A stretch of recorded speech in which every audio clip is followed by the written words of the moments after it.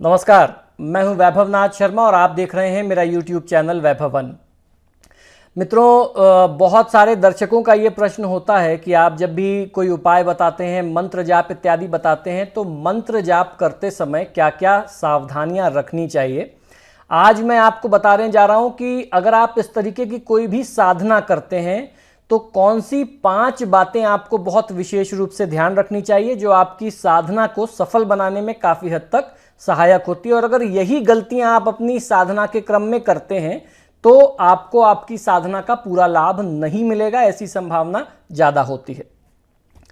धार्मिक उपायों से मनोरथ पूरे करने, कष्टों से रक्षा के लिए, गंभीर रोगों से मुक्ति पाने के लिए या आध्यात्मिक सुख पाने जैसे अनेक जीवन से जुड़े लक्ष्यों को प्राप्त करने के लिए मंत्र जप का बहुत बड़ा महात्म हमारे धर्मशास्त्रों में बताया गया है। दरअसल मंत्रों के अलग अलग रूप दैवीय शक्ति के स्रोत होते हैं, जिनके उच्चारण व स्मरण से दैवी शक्तियों को जागृत किया जा सकता है, जिसका प्रभाव व लाभ जप करने वाले व्यक्ति को जरूर मिलता है। लेकिन यह तभी संभव है जब मंत्र जाप के दौरान शास्त्रों में बताई गई व्यवहारिक रूप से कुछ बातों का, खान पान इत्यादि से, हमारे आचरण व्यवहार से जुड़ी हुई बातों का, वैचारिक पवित्रता इत्यादि को भी ध्यान में रख करके इन्हें अपनाया जाए। शास्त्रों में मंत्र जाप के दौरान ऐसी ही 5 बातों का पालन करना अनिवार्य बताया गया है, जिसके बिना मंत्र जाप सदैव निष्फल रहते हैं। वो कौन कौन सी है 5 बातें, आइए समझ लेते हैं। ब्रह्मचर्य का पालन करना, यानी इस दौरान कोई भी फिजिकल रिलेशन ना हो। अगर आप कोई साधना कर रहे हैं, रोज के नियम वाली बात है तो उसमें कहीं कोई ऐसा नियम नहीं होता। अगर आप कोई टाइम बाउंड वाली साधना कर रहे हैं कि आपको इतने समय में इतने मंत्र जाप कर लेने हैं, तो उसमें आपको फिर शुद्धता, पवित्रता और इन सभी चीज़ों का, आचार विचार का ध्यान रखना पड़ेगा। तो ब्रह्मचर्य से रहना, यानी विवाहित हो या अविवाहित हो, शारीरिक, मानसिक और वैचारिक संयम और पवित्रता जरूर बनाए रखें। इस दौरान कोई भी फिजिकल रिलेशन इत्यादि न रखें। मंत्र जाप की अवधि में उपवास, व्रत रखें या दूध और बिना नमक का आहार ग्रहण करें, यह शास्त्र का नियम है।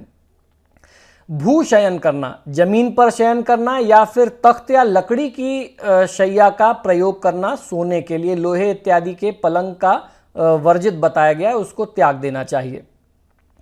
इस दौरान संभव है कि शेविंग नहीं करना चाहिए, ये कड़ा नियम है। आप देखते होंगे आज भी हम लोग नवरात्र इत्यादि में उसको थोड़ा सा ध्यान रखते हैं। अगर जो भी उस दौरान के वीडियोस होते हैं कि खराब ना लगे तो हम लोग नवरात्र के एपिसोड पहले शूट कर लेते हैं, उसमें शेव वेव नहीं होना चाहिए, तो वो हम लोग उतना नियम रखते हैं आज भी। तो शेविंग खुद से नहीं करते हैं, कपड़ों की खुद नहीं करना चाहिए या न कराना चाहिए। ऐसा नहीं कि खुद से नहीं करते हैं, आप समझ लीजिए कि खुद नहीं करेंगे तो बाहर करा लेंगे, वो नहीं, शेविंग नहीं करेंगे। कोई भी साज सज्जा का काम नहीं होगा, मेकअप इत्यादि की चीज़ें जो है अवॉइड की जाती हैं।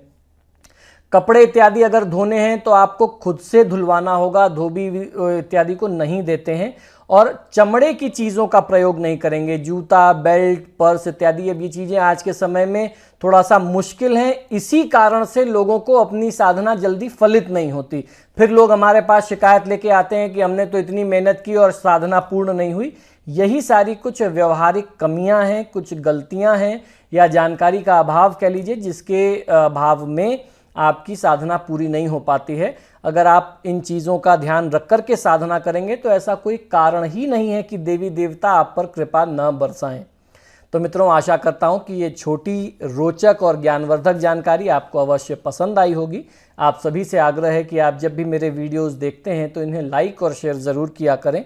और अगर आपने अभी तक मेरे चैनल को सब्सक्राइब नहीं किया है तो प्लीज़ इसे सब्सक्राइब करिए। इसी शुभकामना के साथ कि आपका जीवन मंगलमय रहे, मुझे आज्ञा दीजिए और देखते रहिए मेरा YouTube चैनल वैभवन। नमस्कार।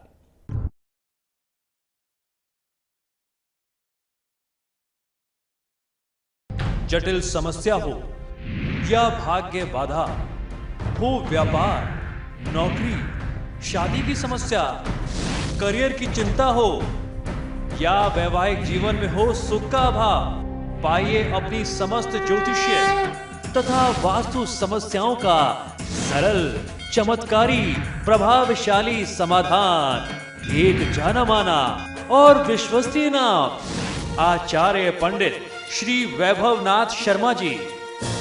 काशी के 400 वर्ष पुराने प्रतिष्ठित और अंतरराष्ट्रीय ख्याति प्राप्त राज ज्योतिषी परिवार की 8वीं पीढ़ी के ज्योतिषी और वास्तु शास्त्री आचार्य पंडित श्री वैभवनाथ शर्मा जी के द्वारा व्यक्तिगत या फिर फोन पर अपॉइंटमेंट लेने के लिए कॉल करें 9818-300-146, 9990-724-131 या फिर ईमेल करें sharma.vaibhav@gmail.com पर।